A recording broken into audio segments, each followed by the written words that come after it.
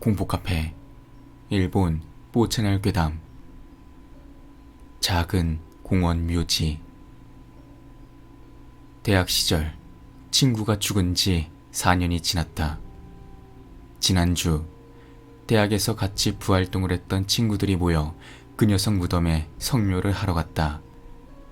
한적한 시골의 작은 공원 묘지였기에 휴일 낮인데도 우리 말고 다른 참배객은 없었다. 묘비를 깨끗이 닦고 꽃을 바친 후 손을 모은다. 따로 할 일도 별로 없는 남자 5이 흉하게 몰려와 참배나 하고 있었기에 주변에 있는 패밀리 레스토랑이라도 들어가서 거기서 옛날 이야기나 하기로 했다.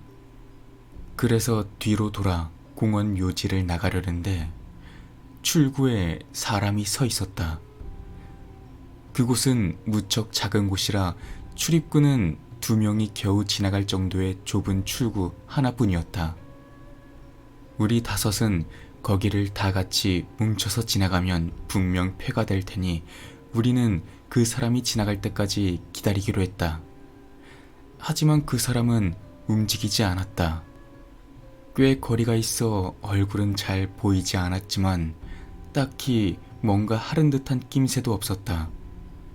어쩔 수 없겠다는 생각에 그냥 지나가려고 하는데 문득 처음 있던 사람 옆에 사람들이 잔뜩 서 있다는 걸 알아차렸다. 뭔가 모임이라도 있는 건가 싶었지만 생각해보니 많이 이상했다. 화창한 날이라 조금 거리는 있어도 저편에 있는 모습은 잘 보였다. 출입구 주변에는 철조망이 쳐져 있고 그 밖은 주차장이었다. 누가 출입구 쪽으로 다가온 거라면 바로 눈에 들어왔을 터였다. 게다가 출입구에 서 있던 사람이 비킨다면 지나갈 생각으로 계속 바라보고 있던 터였다. 처음 우리가 봤을 때 출입구에는 1명밖에 없었다. 시간이 얼마 지나지 않아 사람 수는 한순간에 10명이 넘는 무리로 늘어나 있었다. 당황해서 주변을 보니 친구들도 뭔가 이상하다는 것을 느낀 것인지 이해가 되지 않는다는 표정을 짓고 있었다. 화창한 휴일 낮이다 보니 아직 공포감에 사로잡히거나 하지는 않았다. 하지만 이건 아무리 생각해도 이상하다. 기분이 정말 나빴다. 뭐야, 저건. 한 번 더 출구 쪽을 보았다. 사람 머릿수가 더 늘어난 것처럼 보였다. 그런데 아무도 여기로 들어오거나 비켜주지 않았다. 다소 거리가 있다고는 하지만 워낙에 맑은 날이다 보니 다른 것들은 선명하게 보이는데 기묘하게도 그 사람들의 얼굴만은 전혀 눈에 들어오지 않았다. 그런데 그 사람들 전부 우리 쪽을 보고 있다. 보고 있다는 게 느껴졌다. 친구 중 1명이 도망쳐야겠는데? 라고 입을 열었다. 어디로 도망치자는 걸까? 철조망 너머에는 사람들이 구름같이 모여있다. 길쭉한 공원 묘지는 우리 정면에 출입구가 있었다. 왼쪽은 가까운 절로 이어지는 철조망, 오른쪽은 도로, 뒤쪽은 강이었다. 누군가가 도망치자라고 외친 걸 시작으로 다들 뒤쪽에 있는 강을 향해 달렸다. 등 뒤의 출입구에서 우르르 사람들이 달려오른 게 느껴졌다.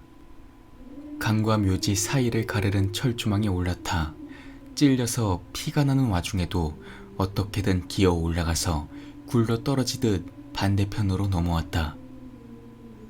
올려다보니 아직 철조망에 붙어있는 친구가 있었다.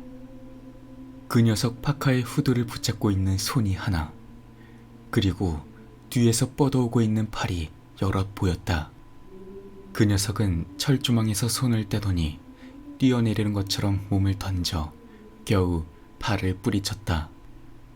아파서 제대로 걷지 못하는 녀석을 부축해서 우리는 겨우 도망쳤다.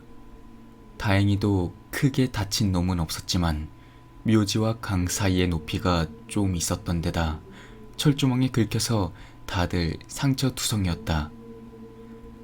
차는 여전히 주차장에 있는 채였다. 몇 시간이 지나고서야 겨우 안정을 되찾은 우리는 절에 전화해 스님과 동행해서 주차장으로 갔다. 일단 스님에게 상황 설명은 했지만 곤란하다는 표정만 지을 뿐 재령이나 뭐 다른 이야기는 해주지 않았다. 우리도 정신이 없었기에 제대로 전하지 못했던 걸지도 모르지만 일단은 내 차였기 때문에 내가 가지러 갈 수밖에 없었다. 친구 중 한 놈은 따라와 줬지만 다른 녀석들은 묘지에 가까이 가고 싶지 않다며 멀찍이 떨어져서 기다렸다. 매정하다고 말할 생각도 들지 않았다. 나 스스로도 너무나 무서웠으니까. 그렇게 시간이 흘러 저녁이 됐다. 주차장에서 봤던 묘지에는 아무도 없었지만 소름이 끼쳤다. 이제 그 녀석 무덤의 성묘는 어떻게 해야 하는 걸까?